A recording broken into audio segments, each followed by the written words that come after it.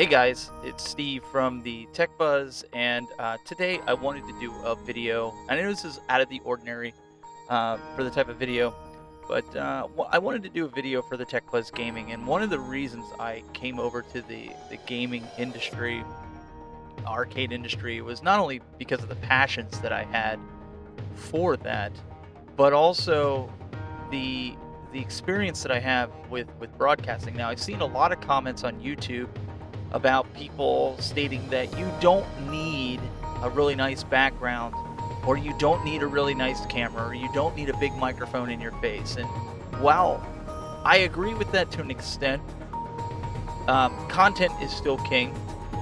I do agree that presentation is everything, right? So if you have a good presentation, people are going to watch your content. And I think there's a lot of mistakes out there being made, even me. I'll be the first to admit, and I will state this because I'm not ashamed of where I've been and where I've come from. I have a skin disorder on my nose. I grew up a lot with acne, and as the years went on, that progressively went away. But unfortunately, I was diagnosed with rhinophilia, which is the enlargement of the nose. There's nothing I can do about it. It's sort of like reconstructive surgery, which there might be news about that coming later.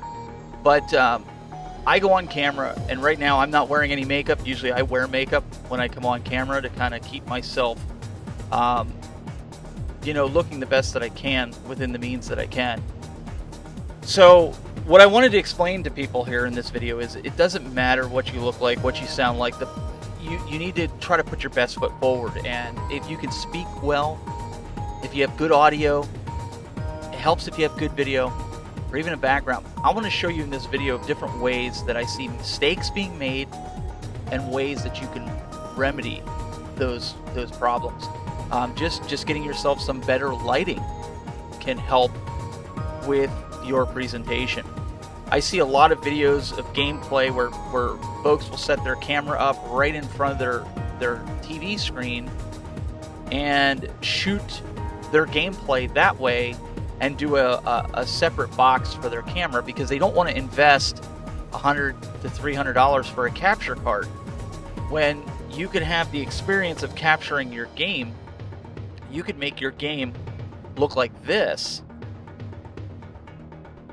as opposed to making it look the way it does by pointing a camera at it. So these are the types of things that I think people could benefit from.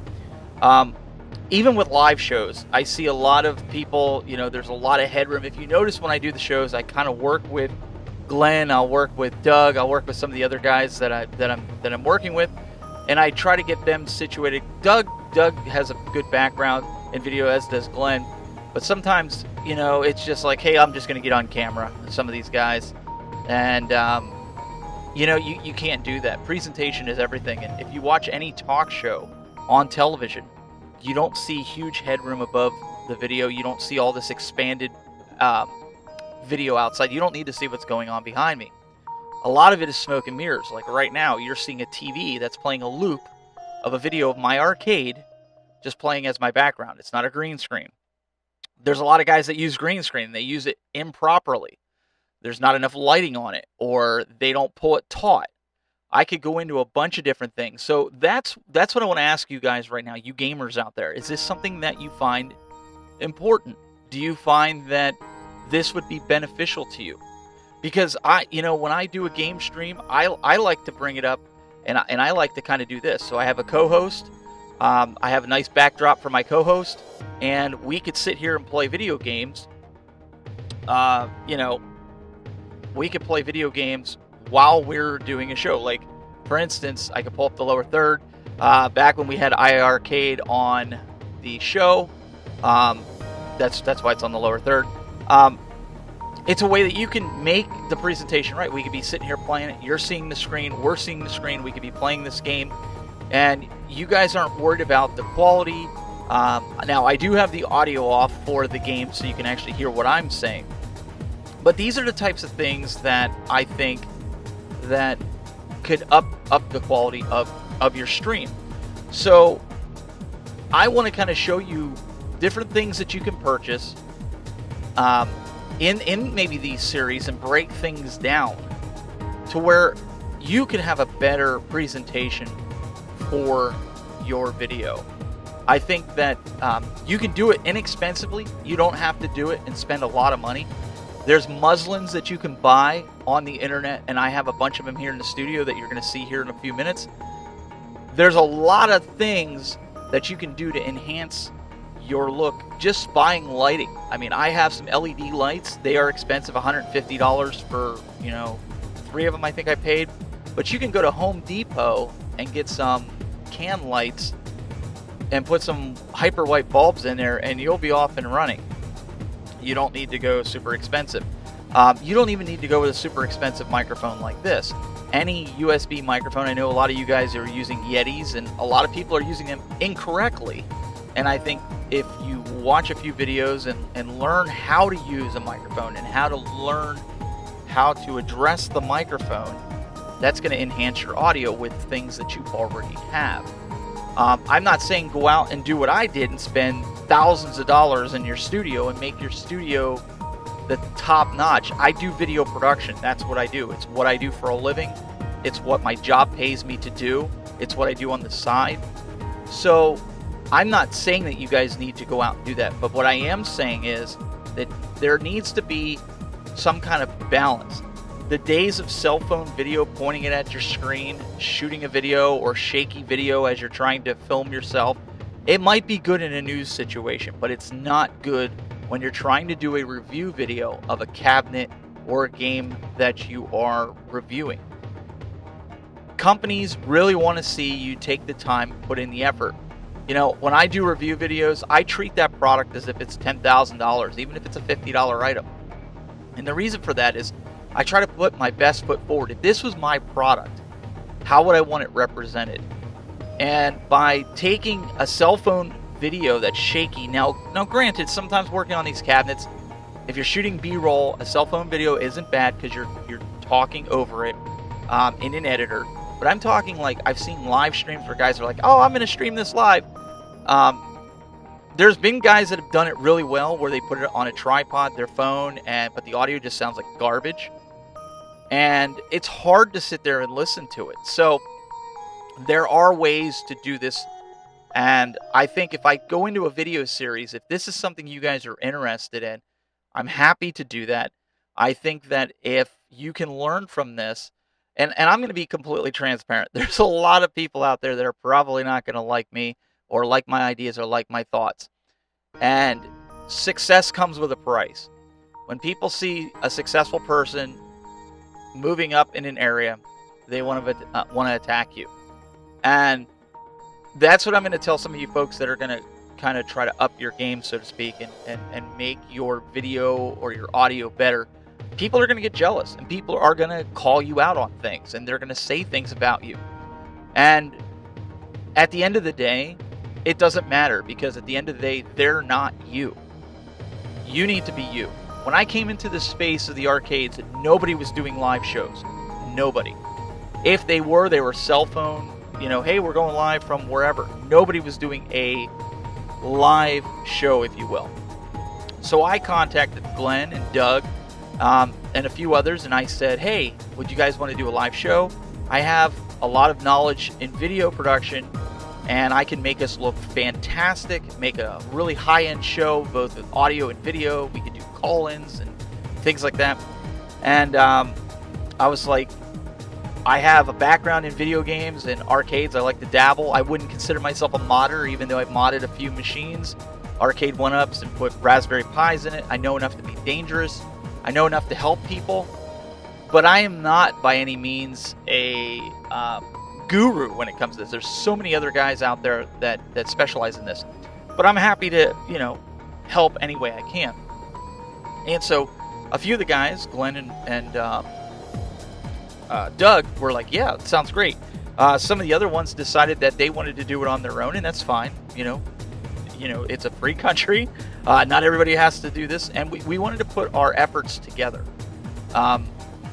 We wanted to give you guys, the audience, the best experience we possibly could.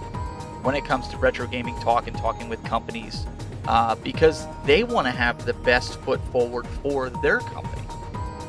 So that's something that we collectively wanted to do. You know, you can get further with we rather than me.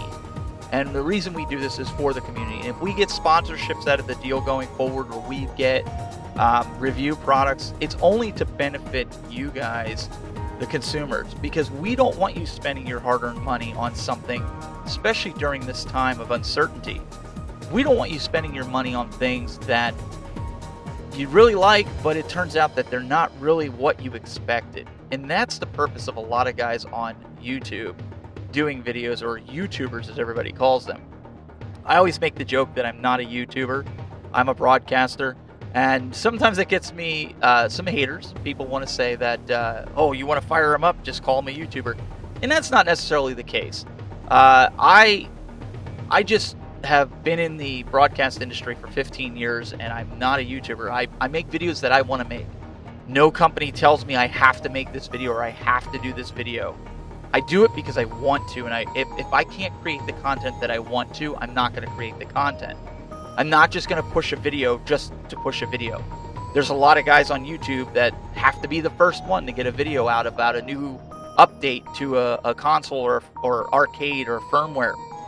And that's the wrong mentality. It's not who's first. If that would be the case, Apple would be bankrupt right now. Because many of you guys that have Android devices said, well, we had these features 3 years ago. Yeah, that's true. And I've had Android devices. But Apple does it best. They might not be first to the market, but they do it best. So I want to encourage any of you guys out there that are content creators, that are wanting to step into the space, but are afraid, do it. I'm challenging you to do it. Because like I said, when we came in here, there was nobody doing shows, and now there's probably 5 or 6 I could count or more. And I think it's great. I don't look at it as competition. There's a lot of guys out there that want to say, oh, I have a competitive personality. That's great. Listen, man, whatever drives you, that's fantastic. I applaud you. But having a competitive mentality or a competitive personality does not give you the right to trash other content creators. And that's what I would say to you folks out there. Keep your eye on the prize. Don't worry about what the guy next to you is doing. Don't worry about the guy that's, behind you, or don't worry about that. It's a hard thing to do. Trust me. I deal with it all the time. And I would just like to encourage you guys that if you are interested, listen, the world is in a full remote space right now. This is the direction everything is at. You need to get out there. Some of you guys are a diamond in the rough. And if I can help you by showing some videos, hit that subscribe button, hit that notification bell, and stay tuned, because I think this series, as I get into different subject matters, and leave your comments about things that you would like me to cover, whether it be OBS or whether it's Wirecast. How do I get the quality video that I'm getting? What type of gear am I using? How do you even get started? What's the budget that you have? These are the questions. If you have them, leave them in the comments below. I will respond to those comments, and if I can be of service to help you get that quality and put on the production that we are known to do, it's going to make this industry that much better. And like I said, you guys have been very supportive of us and of me, and I appreciate that. And what I would really like to do is see this go further. So, until the next video, keep it buzzing.